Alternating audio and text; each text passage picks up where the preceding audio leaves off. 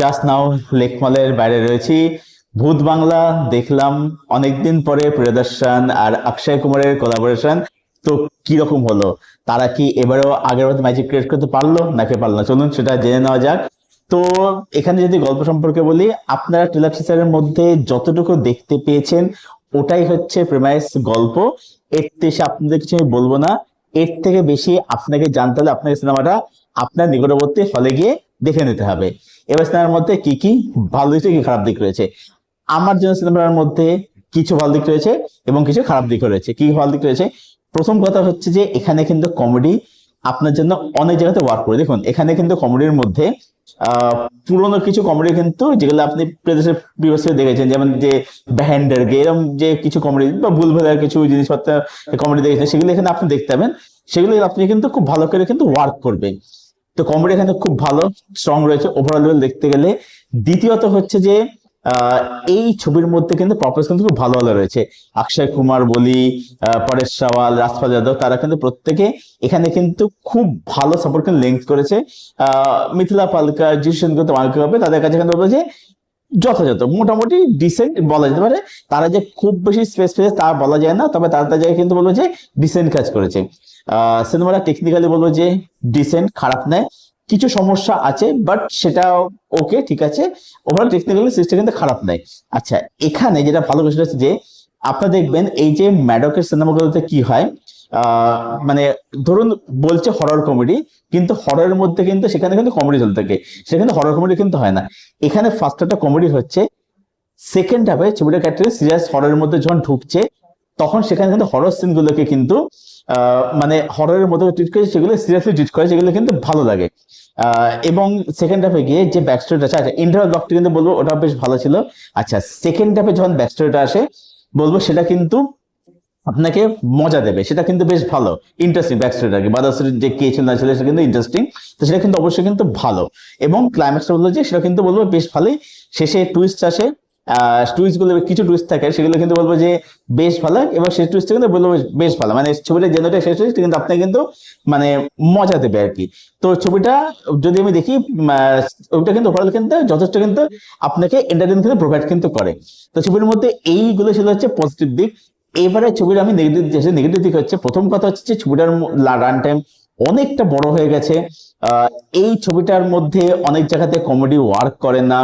এবং যেটা হয় যে অনেক দৃশ্য থাকে যেগুলো প্রচন্ড আননেসারি।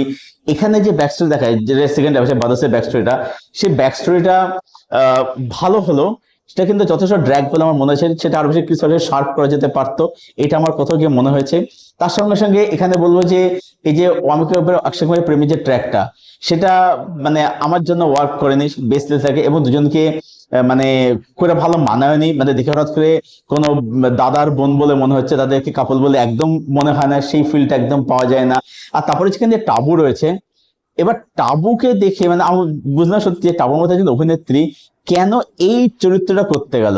মানে টাবুকে দেখে আপনার পুরো মনে হয় যে ভুলভুলাইয়া 2 এর ক্যারেক্টারটা উঠে এসেছে আর কি। মানে টাবুর সত্যি কিছু হয়েছে, টাবুর মানে পারফরমেন্স ভালো, ঠিক আছে, কিন্তু ওটা বড্ড ভুলভুলাইয়ার কথা মনে খারাপ আর কি। আর আরেকটা যেটা সেটা চোখে আসছে যে ভাই, যিশু সেনগুপ্ত অক্ষয় কুমারের বাবা, সিরিয়াসলি মানে এটা সত্যি নেওয়া যায় না, এটা সত্যি নেওয়া যায় না। আর আরেকটা বিষয় হচ্ছে যে প্রিয়দর্শনের ছবিতে double meaning comedy, double meaning joke, এটা ভাবা যায় না। প্রিয়দর্শন এটা সত্যি ভাবা যায় না, কারণ প্রিয়দর্শন ছবি মানে আমরা জানি যে একদম খুব নির্মল হাসির সিনেমা। এই কমেডি প্রিয়দর্শন সত্যি ভাবা যায় না। তো এই সমস্যা। আর ক্লাইম্যাক্সটা ওটা কিন্তু বলবো ভালো, মানে এই যে বাদশা আসছে আসছে এটা একটা যে এস্টাবলিশ দেওয়া, সেটা কিন্তু ভালো। বাট যখন বাদশা যখন সত্যি যখন আসছে, তখন যখন যখন রিভিল করা হচ্ছে, ক্লাইম্যাক্সটা কিন্তু ভালো, কিন্তু সেই ক্লাইম্যাক্সটা কিন্তু কোথাও গিয়ে মনে হচ্ছে না, মনে হচ্ছে মানে একটু না টিপিক্যাল ক্লাইম্যাক্স হয়ে গেল আর কি।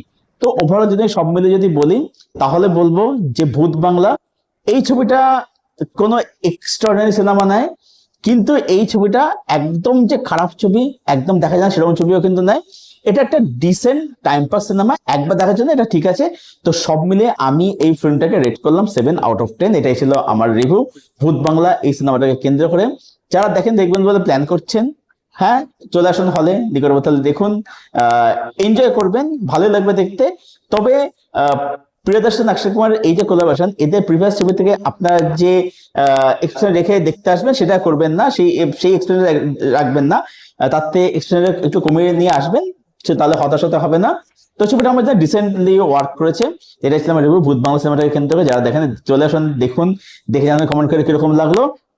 আর যারা ছবিটা দেখে নিয়েছেন, তো যাদের দেখা গেছে, আপনারা জানেন ছবিটার প্রিমিয়ার শোতে প্রিভিউ শো ছিল, তো সেটা আমি যাইনি, কারণ অত রাতে দেখা যাওয়া আমার পক্ষে সম্ভব সত্যি ছিল না আর কি। তো আমি এখন ছবিটা দেখে রিভিউ করছি হলের বাইরে থেকে একদম আর কি। তো যারা দেখছেন তারা জানাবে কমেন্ট করে যে কিরকম লাগলো, আর যারা দেখে নিয়েছেন তারা জানাবে কমেন্ট কিরকম লাগলো। ভিডিওটা অবশ্যই লাইক করবেন, চ্যানেলটাকে অবশ্যই সাবস্ক্রাইব করবেন। চলুন ভিডিও এখানে শেষ করছি, দেখা হচ্ছে আপনার সঙ্গে পরে কোনো video. Till then, stay best, really keep watching good content.